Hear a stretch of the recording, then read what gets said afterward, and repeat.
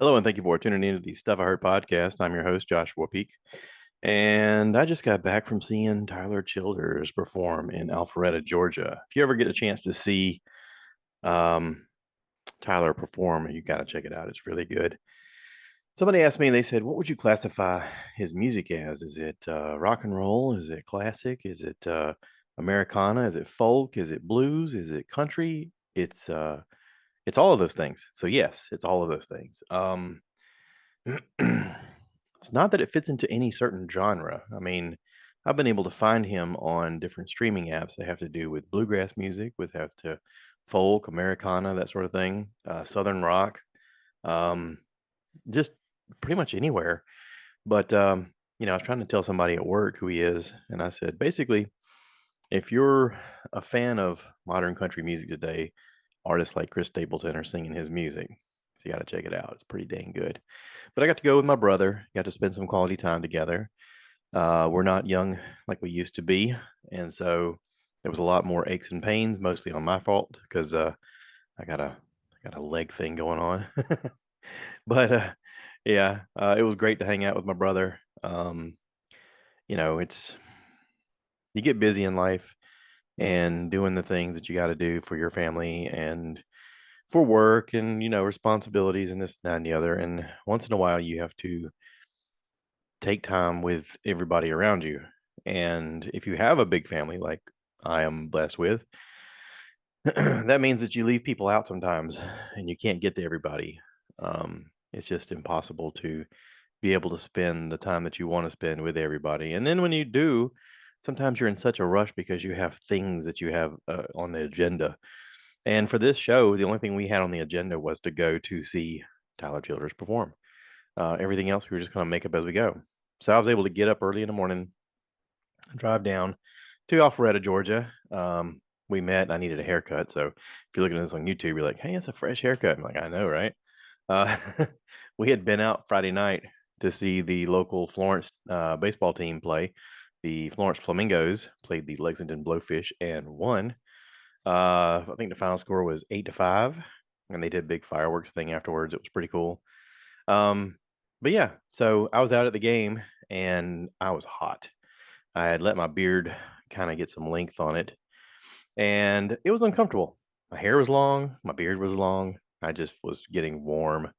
Even though we had a nice breeze blowing, I was still like, I just feel like I just got to trim this down. So I did. Trimmed down my beard and mustache and trimmed down my hair. Now I look all spiffy. Spiffy. And there's a term I didn't think I'd ever use. Spiffy. So, what's going on with you?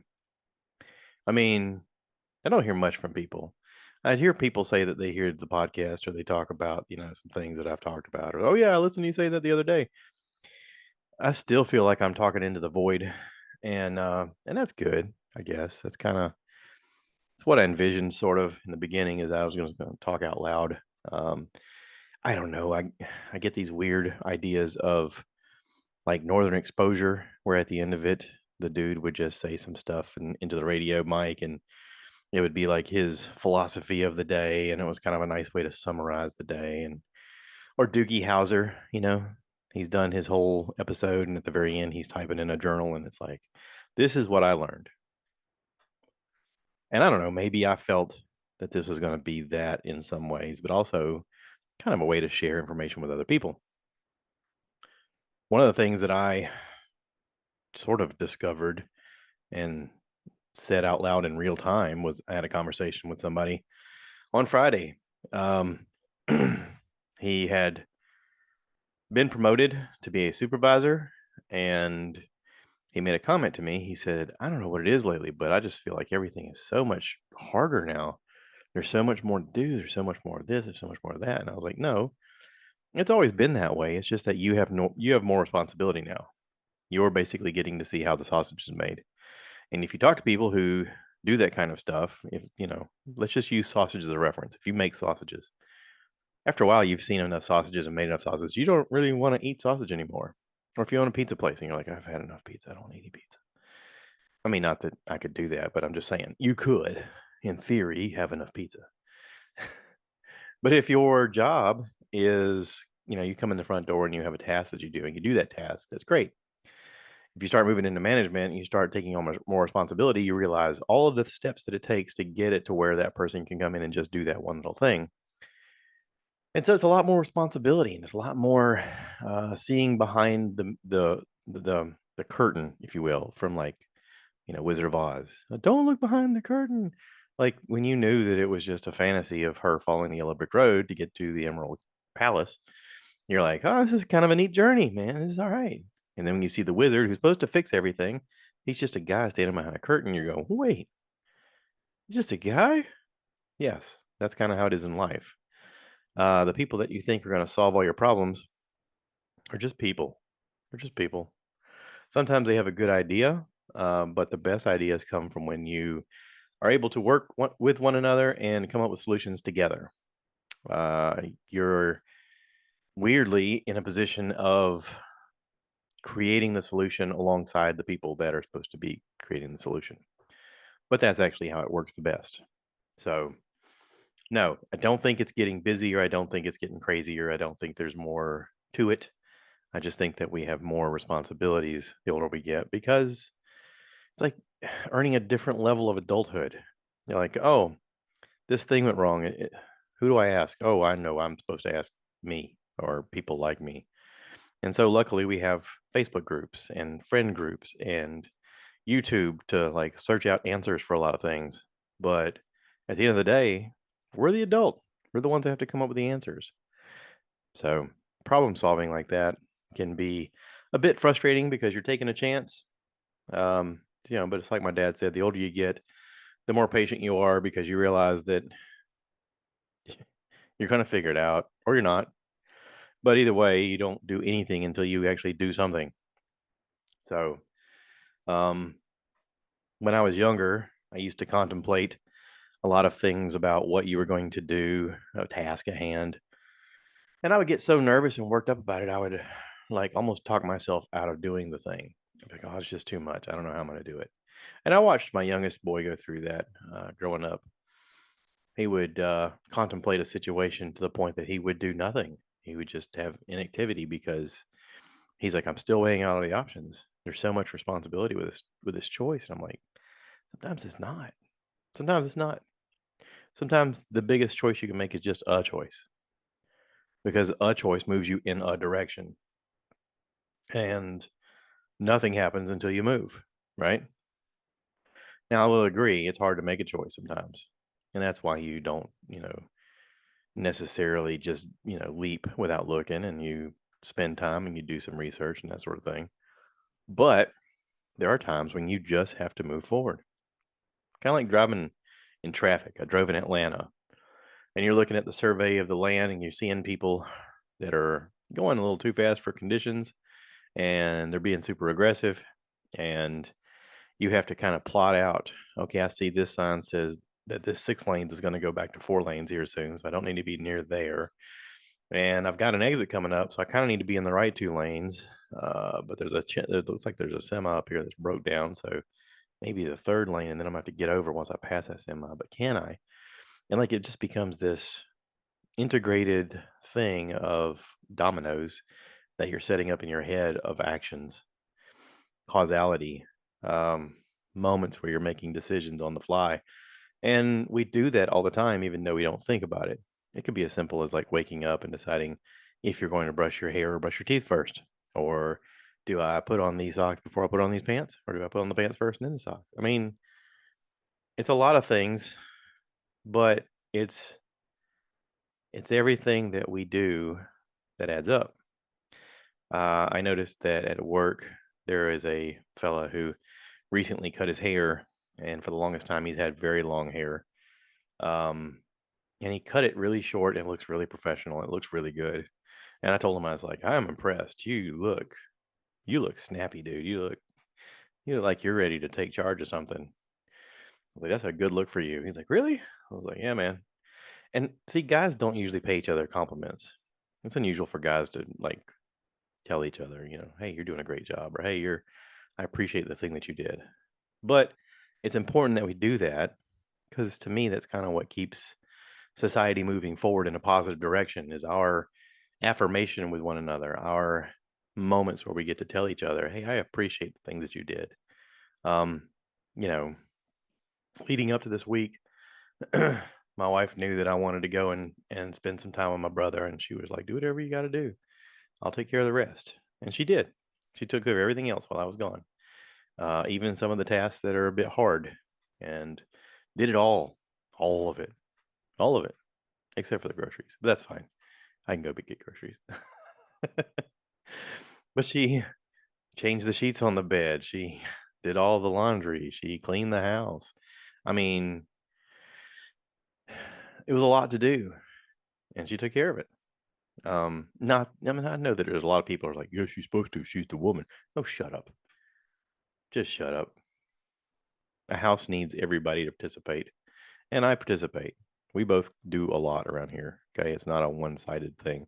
I know in the YouTube video, it looks like I'm just sitting here in a room full of toys behind me, and oh, look at him. He's got his little podcast studio. Okay, yeah, I've earned it. I built it. I'm maintaining it. Um, but I didn't do it alone. Like it took steps along the way with people around me and my wife particularly, who helped me. So it's not lost on me at any moment how lucky I am and how blessed I am and how much support and love I have from, family and friends. And so yeah, yeah, it's good stuff. Um, I do want to talk about a couple of things. I've been watching some stuff on TV. I know that the new Acolyte show is on. If you have Disney Plus and you're a Star Wars fan, like I am, then you've watched Acolyte. I hope I'm pronouncing that right. Is it Acolyte? Acolyte. It is Acolyte. Acolyte. Okay. Yeah. So the overview, this is what Google has. It says a former Padawan reunites with her Jedi Master to investigate a series of crimes, but discovers the force they confront is more sinister than they anticipated. Dun dun dun.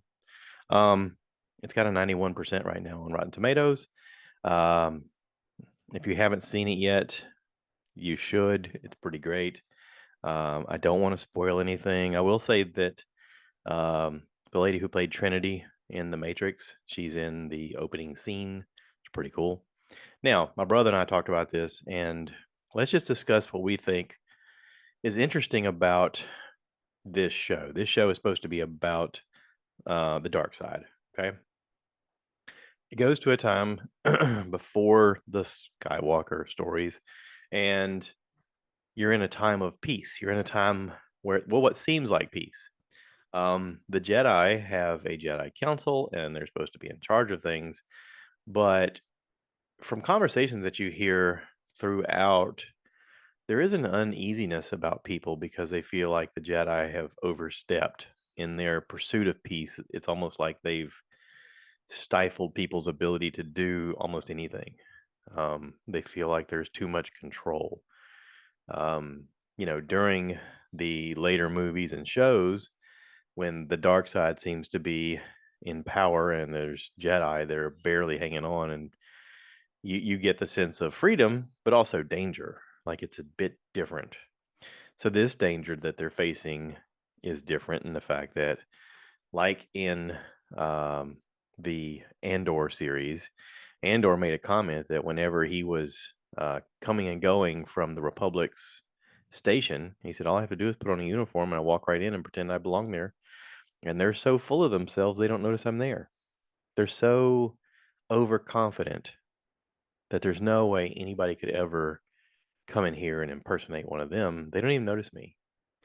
And so you get the reverse effect in this show. Noticing in the beginning how people are interacting with each other. They're so overly confident of their abilities that they almost aren't prepared for any kind of real danger. And this young lady who is playing, uh, I don't know if she's playing two characters or one.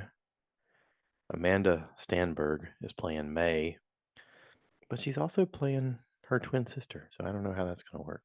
I don't know how that all works. It's kind of weird.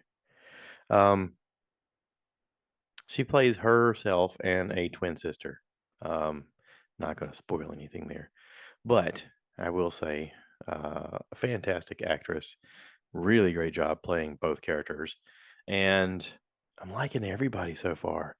There was people saying that, "Oh, these later shows, they don't have enough aliens, there's too many people." So this show starts off and it's got a lot of aliens, and now people are like, "Oh my god, they got too many aliens." Shut up. I mean, geez, it's almost like you can't make people happy no matter what you do. Um, okay, so let's talk about being a Sith. Let's talk about what it means to be a Sith, because we're learning more and more as we get into this, and there's more folklore and there's more background and there's more information. The Sith are supposed to be two, right? Always two, a master and an apprentice. So we get a glimpse of a master, and then we see May's twin, where she is assassinating Jedi only using daggers. She has the Force, but she's supposed to. I guess the whole purpose of being an acolyte, is that you're able to murder um, Jedi Knights, so many Jedi Knights, with no weapons or with minimal weapons, not a lightsaber. And from that, you're supposed to get their lightsabers and somehow bleed their lightsabers with the Force, with all of the evil that you've done. You're able to bleed that lightsaber so that now when you put your kyber crystal into your lightsaber, it is red. So right off the bat, we get a young lady who is out there to hunt Jedi, and all the Jedi seem to be super overconfident. And all the characters, I like their development, I like their arch, I like who they are. Um, we get a fella, um, Jedi Master Sol, Sol, is played by Ji Jung Jae. I hope I'm pronouncing that right. I don't speak Japanese. He was the main character in Squid Games. I had no idea that was him. I actually saw that on the internet as like a little thing, and I was like, "Holy crap, that was him! Get out of here!" It's so cool. So yeah. Um, Other than those two characters, him and Carrie Ann Moss, you don't really see any like known actors, which is great. I want there to be like a fresh cast of young people that just takes on this new story, and I could see this going for a while. So I'm excited about the Acolyte. I'm hoping they do more than just one season. I hope the plan is to do more, because all of these characters so far seem to be pretty good. Now they put out 2 episodes to start off on Wednesday, and then this coming Wednesday there's going to be one episode. Um, we got a small glimpse of a Wookiee Jedi. I don't know his name right now, but pretty cool. Excited to see that. We did see an image of a young Jedi Wookiee in the Bad Batch series, Junji. Um, so we're gonna get more into these alien creatures being either Sith or Jedi, which is a neat idea. I've heard they're going to do a what if version of Star Wars, maybe with Legos. I don't know, and show like a Darth Jar Jar, which I thought was hilarious because there's a lot of fan fiction that talks about what if Jar Jar is a Sith. It's like shut up. It's funny. It's a funny idea. It's fun to play around with that idea. But yeah, anyway. So Acolyte. I'm really digging it. Go check it out. I think you'll like it. All right. Then there's a show called Man in Full. A Man in Full. It's a series on Netflix. Here's the premise of the show. When real estate mogul Charlie Croker faces bankruptcy, political and business interests collide as he defends his empire from those attempting to capitalize on his fall from grace. This was from a book by Tom Wolfe, and I've heard people say that the book is really good. The show is good. I like the show. Um, who's the characters? Jeff Daniels is the main guy, and he plays almost like a Trump figure. I mean, he's kind of a jerk. He thinks he's doing right. He's trying to, in his eyes, help people. Regina King directed 3 of the episodes. Um, really good acting. Diane Lane plays Jeff Daniels' ex-wife. Um, then you get this fella, Tom Pelfrey. I hope I'm pronouncing that right. Pelfrey. He plays Raymond Peepgrass. This guy is so compelling to watch. Um, I think I first saw him, was it the Ozarks? Yes, he was on Ozarks. He played Ruth Ann's crazy boyfriend, um, the one with the crazy personality. And then he's in Outer Range. So in Outer Range, he plays Josh Brolin's character's oldest son. Okay, so the Big Circle of Life, he's playing his son in that show, and then and then Josh Brolin was married to Diane Lane, and they divorced. And in the Man in Full show, he is having um, scenes. We'll call it scenes with Diane Lane, with Full Frontal. Actually, real surprised to see him show everything off that way. But good for you, buddy. Ladies, if you're curious, go check out the last episode. Man. So anyway, Lucy Liu's in this. There's a lot of like really big characters that you're going to recognize if you watch this. He is not Charlie Croker, played by Jeff Daniels, is not a likable guy. This is only 6 episodes. I think this is just. I mean, it is what it is. They just made it and then they're done. It's not going to have any future episode. That's the whole show. Um, really good story. Good story, good characters, good development. I liked it all around. Um, it was an easy watch. So yeah. Oh, okay. I almost forgot about something else because this is stuff I heard. Sweet Tooth, the final episode or the final season. Sweet Tooth. Sweet Tooth. Okay. Some people have probably seen this as Deer Boy, because he gets called Deer Boy a lot because he has antlers. Uh, on a perilous adventure in a post-apocalyptic world, a boy who's half human and half deer searches for new beginnings with a gruff protector. Big man. So, final season's out. Um, it's great. There's a lot of conversations about a changing world and what is the right thing to do. Is it better to save humanity by adapting and changing, or is it better to save humanity by taking back control and hurting a whole bunch of other half human, half animal breed people? It's a lot of really interesting ideas about what would happen moving forward if Mother Nature decided to throw us a curveball and give us half breed children. What would we do? How would we handle ourselves? Will we handle it the correct way? What is the correct way? It's a really neat show. Um, I know that it looks like it's made so that kids could watch it, and it's probably okay for like maybe 12 and up, possibly. But it's going to be probably want to watch this with your kids so that you can talk about it because there's a lot of it that's pretty heavy stuff. Um, and it's worth talking to them about as you go through it. It's got a 91% on the Google users and 94% on Rotten Tomatoes. But yeah, it's a good show. It's a really good show. So anyway, that's all I got. I just wanted to do a quick little podcast and tell you guys to listen to your Tyler Childers and enjoy your time with your family and friends and get a haircut once in a while. Look all spiffy. Take care of you.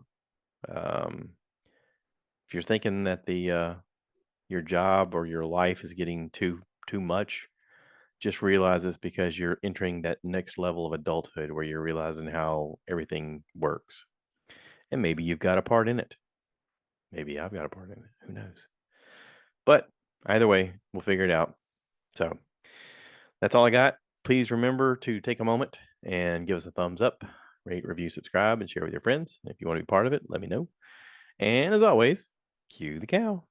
Cue the cow. Moo, baby.